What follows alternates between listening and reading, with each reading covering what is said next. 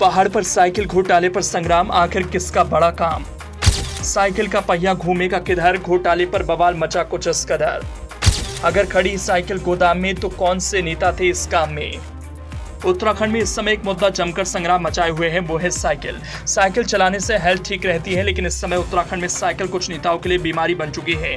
सामने लोकसभा का चुनाव, उससे पहले उत्तराखंड में बस एक ही मुद्दे पर राजनीति गर्मा गई, साइकिल ने देवभूमि में सियासी संग्राम मचा दिया। जान से लेकर सियासत तक एक एक कर सारी राजनीति का इस्तेमाल हो रहा।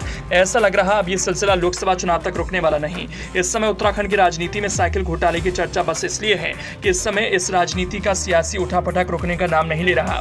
दरअसल पूरा मामला कथित साइकिल घोटाले से है। सरकार ने जैसे ही मामले की जांच के आदेश दिए तो नए खुलासे भी होने लगे। खुलासे में न केवल साइकिलों की खरीद के बाद दुरुपयोग का कबूलनामा सामने आया, बल्कि हरक सिंह रावत ने बीजेपी विधायकों का नाम लेकर इस मामले पर राजनीति तेज कर दी। उधर मामले पर संग्राम छिड़ा तो तत्कालीन श्रम मंत्री हरक सिंह रावत ने कहा, साइकिल वितरण में बतौर मंत्री उनकी कोई भागीदारी नहीं थी। उल्टे बीजेपी के तमाम विधायकों की मौजूदगी में ही अलग अलग कैंपों में साइकिल वितरित की गई।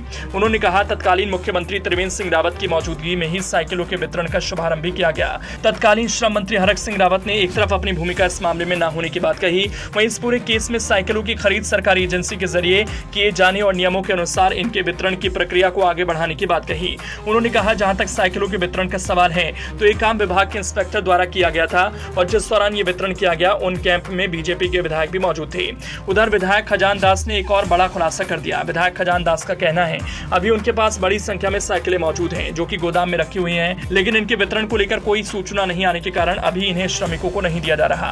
कथित साइकिल घोटाले में खजान दास के खुलासे से साफ है कि अगर उनके पास ही करीब 500 साइकिल गोदाम में रखी हुई तो फिर ऐसी ही कितनी साइकिलें अभी भी तमाम जगहों पर जंग खा रही होंगी। 2017 से 2021 तक साइकिल खरीद और वितरण के इस मामले में अब तक ना तो जांच पूरी हो पाई और न ही इसका कोई नतीजा निकल पाया।